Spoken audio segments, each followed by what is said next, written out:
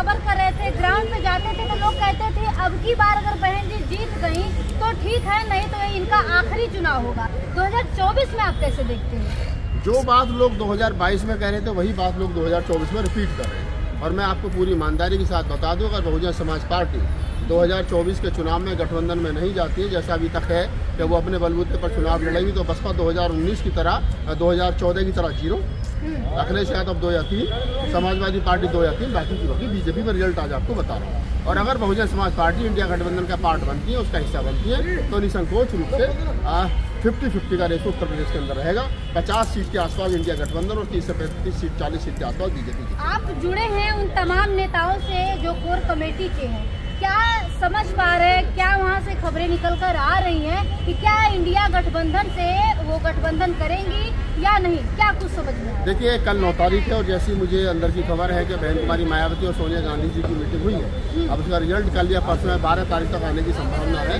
हो सकता है कि बहन जी इंडिया गठबंधन में जाएं और लगभग 25 सीट 26 सीट जो है वो उत्तर प्रदेश में और 3-4 सीट उत्तर प्रदेश के बाहर कांग्रेस छोड़ने के लिए राजी हो रही है। 30-32 सीट पर बसपा लड़ती है कांग्रेस इंडिया गठबंधन के साथ में, और सब कुछ रूप से देखने वाले अच्छा, दूसरा की दिमाग में था फोन आ गया, दीदी और स्टॉप करिए, मोबाइल भेज रहा है। हाँ मोबाइल भेज रहा है। अभी बहुत सारे लोग ऐसा कहने लगे कि बसपा में तो परिवारवाद आ गया। जब इनको उत्तराधिकारी बनाया गया आकाश आनंद को, उसको आप क्या देखते हैं, क्या कहेंगे? जो लोग कह रहे हैं कि परिवारवाद आ गया तो बिल्कुल आ गया, नहीं कुछ क्या मिशन खत्म हो जाएगा? देखिए, मिशन खत्म होना या उसको चालू रखने सेकेंडरी चीज है। जो काशीराम ने अपने परिवार को बसपा के नजदीक नहीं भटकने दिया, और बहुजन समाज पार्टी का जो बायलॉज है उसमें लिखा हुआ है कि पार्टी के राष्ट्रीय अध्यक्ष से डायरेक्ट से संबंधित कोई भी व्यक्ति पार्टी के वरिष्ठ पद पर नहीं रहेगा। तो बहन जी ने कहीं ना कहीं ये गलत किया, मैं इसका विरोध करता हूँ और नहीं होना चाहिए। चंद्रशेखर अपने जैसे सैकड़ों हजारों लाखों नेता पैदा करे, बहन जी अपने जैसी मायावती क्यों नहीं बना रही? अब ये सवाल बहन जी से करिए, मैं तो हमेशा कैसे देख पाते हैं? मैं बता रहा हूँ ना, बहन जी कहती है कि मेरा किसी ने साथ नहीं दिया, मैंने जिन लोगों को तैयार किया वो लोग कामयाब नहीं निकले।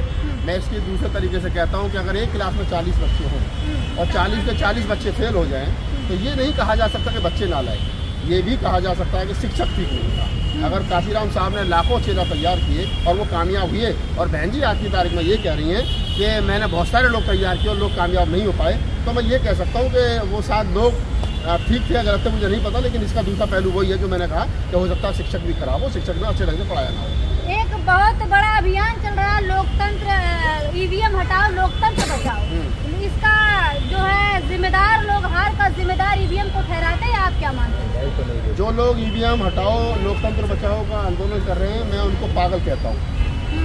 मेरी बात बुरी लगेगी और मैं पूरी जिम्मेदारी के साथ कह रहा हूँ। ये लोग कल को मुझे फोन करेंगे और बुद्धिजीवी लोग कह रहे हैं। मैं पागल हूँ, मैं भी तो बुद्धिजीवी हूँ।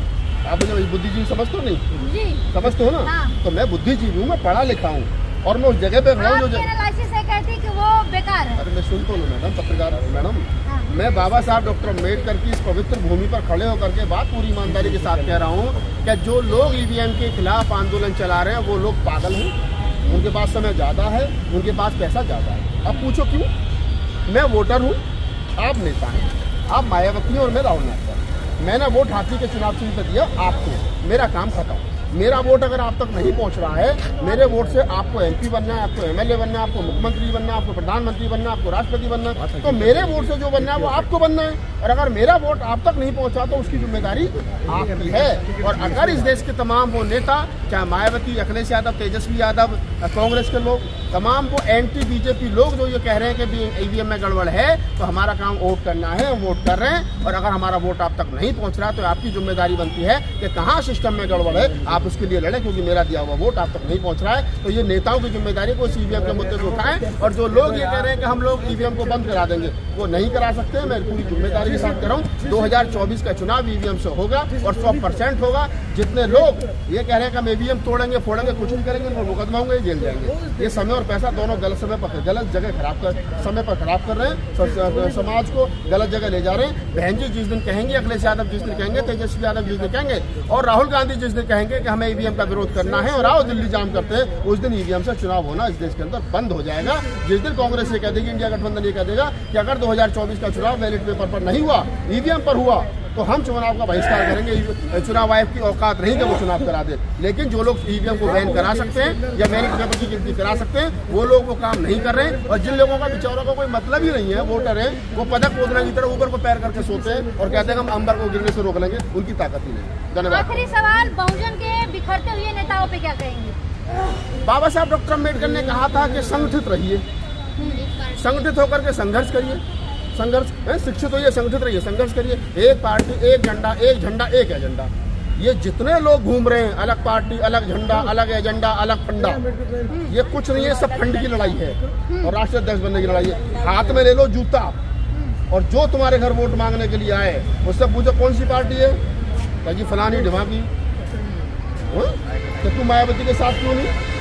भाई मायावती की सबसे बड़ी पार्टी है ना। इन सबको चाहिए कि एक मंच पर ये लोग आए, बहन कुमारी मायावती को प्रधानमंत्री बनाएं और बहन कुमारी मायावती के हाथ मजबूत करें। एक वामसेप, एक समता सैनिक दल, एक भारतीय बौद्ध महासभा और एक बहुजन समाज पार्टी जिस दिन इस देश के अंदर बन जाएगी, उस दिन इस देश पे बहुजन हुक्मरान बनेगा। काशीराम साहब का, मानव साहब का और बाबा साहब डॉक्टर अम्बेडकर का सपना पूरा होगा कि जाओ अपने घरों की दीवारों पर लिख लो तुम्हें इस देश का हुक्मरान बनना, उस दिन सही मानव हुक्मरान बन जाएगा। बाबा साहब डॉक्टर अम्बेडकर और काशीराम के सपनों के अगर हत्यारे हैं तो मनुवादी नहीं है। यही चमार कुमार धानी पासी, ये जितने खटीक पासी जो घूम रहे हैं ना, जाट गुजर यादव धनाजुराय तेली मनियार चमार फूले खटीक पासी, यही है। इन्होंने बेड़ा गर्क कर रखा है। तो सबसे पहले लाठी पे लगा लो तेल और जूते को भिगो लो बढ़िया करके पानी में। जो आए तो हमने ये संगठन बनाया कि मेरा नाम राहुल नागपाल, गली नंबर 5 में राष्ट्रीय अध्यक्ष। अब जो गली नंबर 5 में कोई जानता नहीं, तू राष्ट्रीय अध्यक्ष बना घोड़ू चंद है कौन? तो जूता लेने पहले इन्हें थोड़ा ठोक पीट लो, 2024 के चुनाव से पहले सब कुछ ठीक हो जाएगा। धन्यवाद और आपकी रिपोर्टिंग बहुत अच्छी है। चलिए शुक्रिया। तो ये पत्रकार भी हैं, कवि भी हैं और लग रहा था कि 2022 में बड़ी जिम्मेदारी भी मिलेगी, नेता भी बनेंगे, लेकिन रह गए। और जिस तरीके से आपने सुना, तमाम विषयों पे इन्होंने बात की। क्या कहेंगे, आपकी क्या राय है, अपनी प्रतिक्रिया कमेंट बॉक्स में लिखकर हमें जरूर बताएं। शुक्रिया।